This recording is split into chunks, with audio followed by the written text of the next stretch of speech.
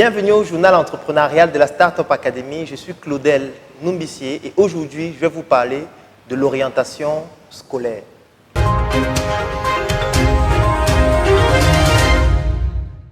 Lorsque j'étais au secondaire, c'est-à-dire à partir de la 6e, il y a un critère extrêmement important qui était pris en considération pour effectuer l'orientation d'un élève.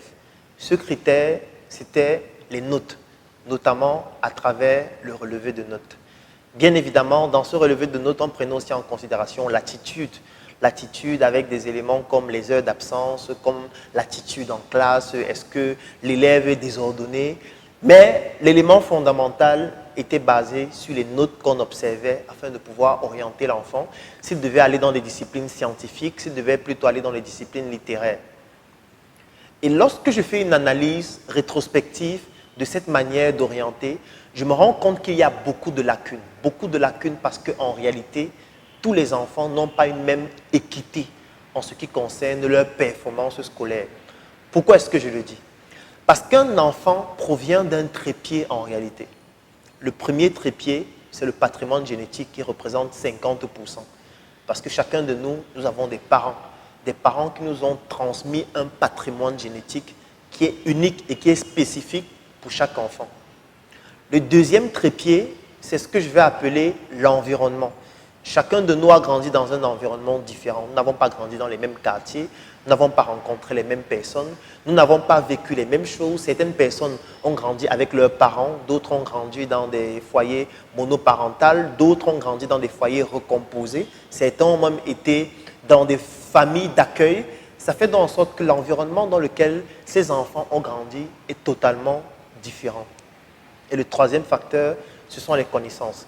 Donc, lorsque vous entrez dans une classe de 6e et vous voyez 30, 40, 50, 60 enfants, voire plus, en fait, ces enfants sont totalement différents.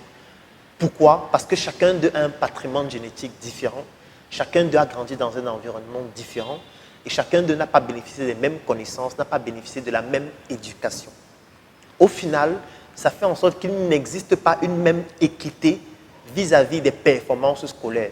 Parce que pendant qu'il y a un enfant qui, lui, lorsqu'il rentre de l'école, il y a maman qui vient le chercher, on l'amène à la maison, il a sa chambre, il se repose, il se réveille aux environs de 16h, 17h, il a son petit déjeuner ou plutôt son repas, il mange, il boit un bon jus de fruits, il a son répétiteur qui vient lui enseigner ce qu'il faut faire, travaille avec lui et ensuite il se couche, il se repose. Le matin, on l'accompagne à l'école et ainsi de suite. Et tout ce qu'il a à faire, c'est juste de travailler, c'est juste d'étudier, parce qu'il a à sa disposition tout ce qui lui permet de pouvoir étudier et d'être performant à l'école. Et quand il finit ainsi, à la fin de l'année, il aura des évaluations qui vont lui permettre de pouvoir exprimer ses performances et tout naturellement, on s'attend à ce qu'il ait de très bonnes notes. Et dans sa même classe, il y a un autre enfant qui a grandi dans un autre environnement. Il y a un autre enfant qui, lorsqu'il rentre de l'école, doit aider maman à puiser de l'eau, doit aider maman à préparer. Lorsqu'il finit de préparer avec maman, il n'y a pas de lumière. Il faut qu'il étudie vite avant que le ciel ne devienne tout noir. Et il doit dormir, il doit se lever très tôt pour aller encore puiser de l'eau, pour aller à l'école à pied. Et en fait, quand il est en classe, il suit comment on parle des mathématiques, on parle de l'anglais, on parle de la physique. En fait, lui, il est totalement déconnecté. Parce qu'il est en train de se poser la question, je suis en train d'apprendre les mathématiques là, mais est-ce que je vais même manger à la maison le soir? Est-ce qu'à la maison, on ne va pas me taper à nouveau? Est-ce que cet enfant n'est même pas victime de violences familiales? Quand je parle de violences, ce sont des violences verbales, violences physiques et même des viols. Parce que moi, en tant que médecin, quand je travaille à l'hôpital, régulièrement, nous consultons des enfants qui viennent à l'hôpital et qui ont été victimes de viols. Est-ce qu'un enfant pareil, qui a subi un tel traumatisme psychologique, vis-à-vis des performances scolaires avec un autre enfant, est-ce qu'ils auront la même équité? Moi, je dis absolument non. En plus de tout ce que je viens de citer, il y a un autre facteur qui s'est ajouté et qui n'est pas bien mesuré à la hauteur de ce qu'il représente aujourd'hui dans l'éducation de nos enfants et surtout dans l'orientation de nos enfants. Ce facteur, c'est Internet. Internet et un élément beaucoup plus spécifique d'Internet, les réseaux sociaux. Dernièrement, j'étais dans un lycée de la place. Je suis arrivé dans une classe de 4e.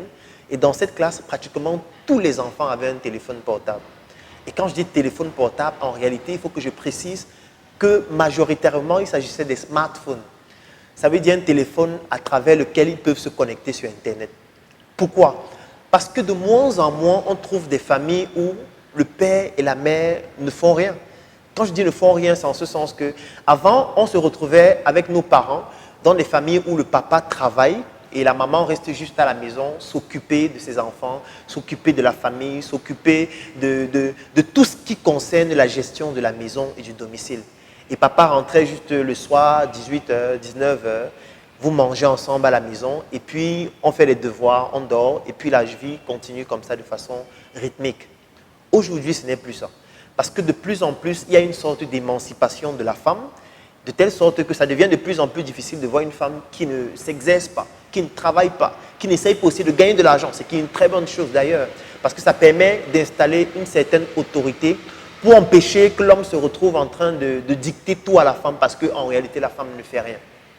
Mais ça entraîne dans un autre problème, c'est-à-dire que l'enfant est abandonné à lui-même parce que le père travaille, la mère travaille, et l'enfant se retrouve régulièrement seul.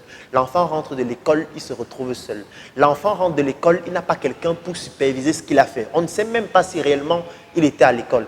Et finalement, il y a donc ce troisième facteur en dehors de ses parents qui entre dans son éducation. Et ce facteur, c'est Internet.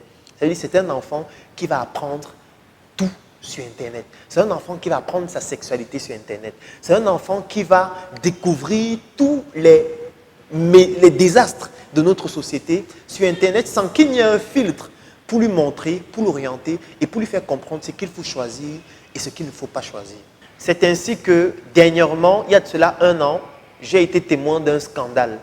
Le scandale concernait des élèves d'une classe de 5e. En effet, j'ai une cousine qui a son fils qui est dans une classe de 5e et un jour, son fils rentre à la maison en pleurant. Elle essaye de demander à son fils qu'est-ce qui se passe. Il pleure, il ne veut pas parler. On essaye de trouver toutes les astuces pour faire en sorte que l'enfant parle. L'enfant ne parle pas. C'est 2 jours plus tard que l'enfant rentre et décide d'expliquer ce qui s'est passé à l'école. Et en réalité, son fils lui fait comprendre que dans sa classe, il y a un jeune un peu plus âgé que la moyenne d'âge des enfants qui sont dans cette classe-là, qui leur impose de lui faire des fellations à chaque pause. Ça veut dire que c'est un jeune qui impose à ses enfants, garçons comme filles, de lui faire des fellations. Nous sommes dans une classe de 5e et je parle de la ville de Douala au Cameroun. Et qu'est-ce qui se passe? Voilà donc un enfant qui est victime de ce genre de traumatisme psychologique, qui se retrouve à la maison, il ne peut même pas parler avec ses parents. Parce qu'en général, ses parents ne sont pas là. Ses parents travaillent. Ses parents n'ont pas le temps de comprendre exactement ce qui se passe. Ça a créé un scandale et puis cet enfant a été renvoyé. Mais c'est pour que vous puissiez mesurer l'ampleur de ce qui est en train de se passer actuellement. Parce qu'on a un nouveau facteur qui est en train d'éduquer nos enfants. Et ce facteur, c'est Internet. Ce facteur, ce sont les téléphones. Ce facteur, ce sont les réseaux sociaux. Réseaux sociaux dans lesquels, dans un pays comme le Cameroun, vous avez des homosexuels qui sont populaires sur les réseaux sociaux. C'est-à-dire un enfant peut se connecter et se rendre compte qu'il y a un homosexuel en ligne sur Facebook qui est populaire, qui est adulé. Et ça commence à installer dans son inconscient et dans son subconscient des attitudes et des comportements qui lui permettent de comprendre qu'en fait, si les aînés, si les parents voient ça, ils ne disent rien, ça veut dire qu'en fait c'est normal, ça veut dire qu'en fait lui aussi, il peut le faire, pourquoi pas? Pourquoi ne pas découvrir aussi de quoi il s'agit? Et c'est un énorme scandale. Et c'est la raison pour laquelle, dans l'éducation de nos enfants, il y a de nouvelles choses qu'il faut prendre en considération pour que nos enfants ne deviennent pas des bourreaux et ne soient pas éduqués par Internet et par la masse pensante qui, en général, transmet un inconscient collectif qui ne correspond pas à l'idéal de valeur que vous souhaitez transmettre à vos enfants. Tout ceci pour faire comprendre une notion que j'ai développée en ce qui concerne l'orientation scolaire, c'est-à-dire l'orientation pluridisciplinaire et surtout pluridimensionnelle. C'est une orientation qui prend en considération l'aspect unicité de l'enfant. Unicité en ce sens qu'un enfant a un patrimoine génétique. Unicité en ce sens qu'un enfant a un environnement spécifique dans lequel il a grandi. Unicité en ce sens qu'un enfant a un environnement dans lequel il a grandi, il a bénéficié de certaines connaissances qui font en sorte qu'il devient différent, il devient unique et surtout prendre en considération toutes les autres évolutions de notre société comme Internet afin de pouvoir les intégrer dans la prise en charge et surtout dans l'orientation d'un enfant. Le deuxième facteur de cette pluridisciplinarité et surtout de cette pluridimension dans la dimension de l'orientation de l'enfant, c'est le fait que l'orientation en réalité commence avant même qu'une femme ne tombe enceinte. Parce qu'on se dit souvent que l'orientation, c'est quand il sera en sixième, c'est quand il sera en troisième, c'est quand il sera en terminale. Non, l'orientation commence avant même que vous n'ayez l'envie de tomber enceinte.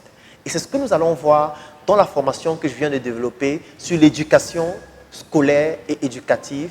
Et si vous souhaitez bénéficier de cette formation, contactez les équipes de Startup Academy et vous allez avoir de nouvelles notions qui vont vous permettre de mieux éduquer vos enfants et surtout de les orienter de façon beaucoup plus efficace.